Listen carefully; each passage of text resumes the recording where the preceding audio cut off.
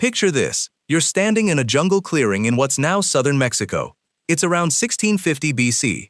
Your feet are bare, your hip is wrapped in thick padding, and a solid rubber ball, heavier than a bowling pin, is about to come flying off a stone wall straight at your ribs.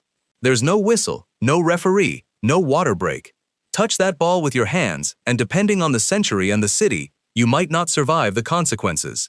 This is not soccer, but it's one of its strange, distant ancestors. And it's about to wreck everything you assumed about when humans first turned kicking, chasing, and competing into a game. So let's get the record straight before this spirals into World Cup trivia night. Soccer, the actual sport, with actual referees and an actual offside rule, is embarrassingly recent. It got written down in London in 1863, when a room full of British gentlemen in a pub called the Freemasons' Tavern argued for hours about whether you're allowed to kick a man in the shins, and eventually decided, mostly, no. That's it. That's the birth certificate. So if you came here expecting cavemen in matching jerseys, I have to break your heart early. But stick with me, because the real question isn't when we invented soccer, it's when we invented the urge behind it. And that urge is a lot older than you think. Let's start with the body doing this before the brain even had a name for it.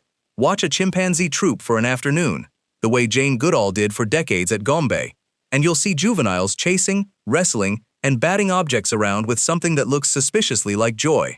That's not an accident of cute animal footage. Neuroscientist Jaak Panksepp spent his career mapping the emotional circuitry of the mammalian brain, and he found something called the play system, a genuine, hardwired neural circuit that rewards rough tumbling and chasing with a dopamine hit. In other words, before humans existed at all, evolution was already building brains that treat, run around and mess with an object as its own reward. That's the real starting whistle, not 1863, millions of years earlier, in a body that hadn't figured out fire yet. Now fast forward, and here's where it gets interesting. Somewhere around 1600 BC, on the humid Gulf Coast of Mexico, the Olmec people were doing something nobody expected archaeologists to find, making rubber.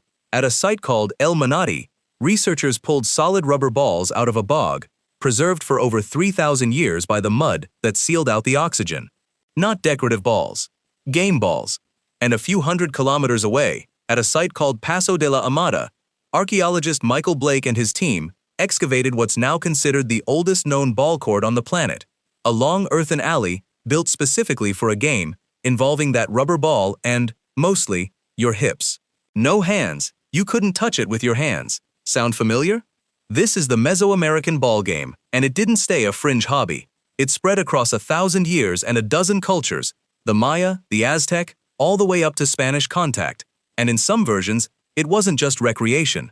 It was ritual, sometimes life and death, tied to cosmology and kingship. Let that sink in for a second. A ball game so serious that losing could get you killed, and it ran for longer than Christianity has existed.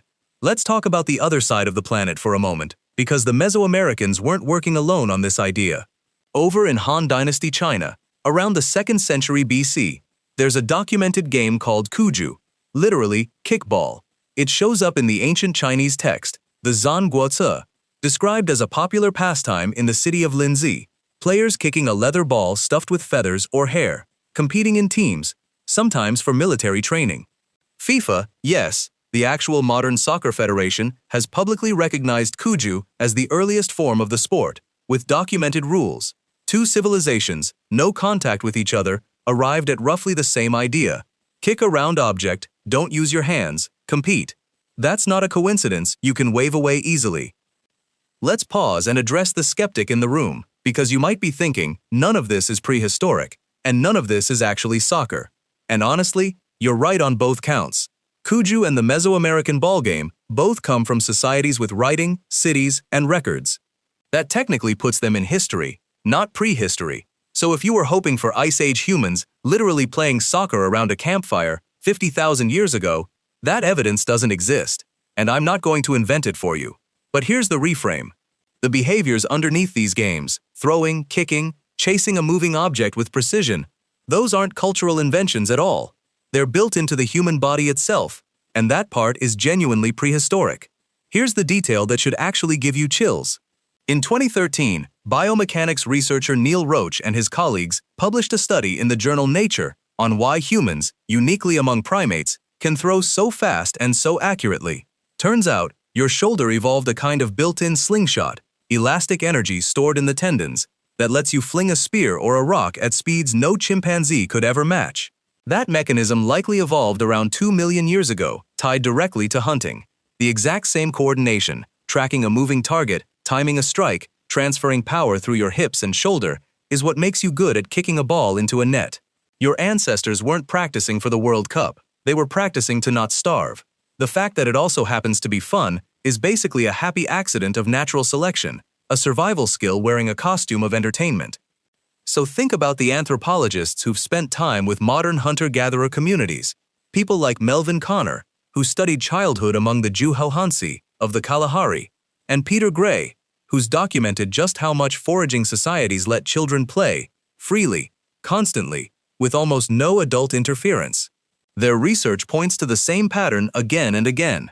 In societies without soccer balls, without stadiums, without a single rule written down anywhere, kids still invent chasing games, throwing games, kicking games, out of whatever's lying around, a stone, a fruit, a bundle of hide. The game isn't the point. The wiring underneath the game is the point, and it doesn't need permission from history to show up. So let's circle back to that ballcourt in Mexico, 1650 BC, that rubber ball about to slam into your ribs.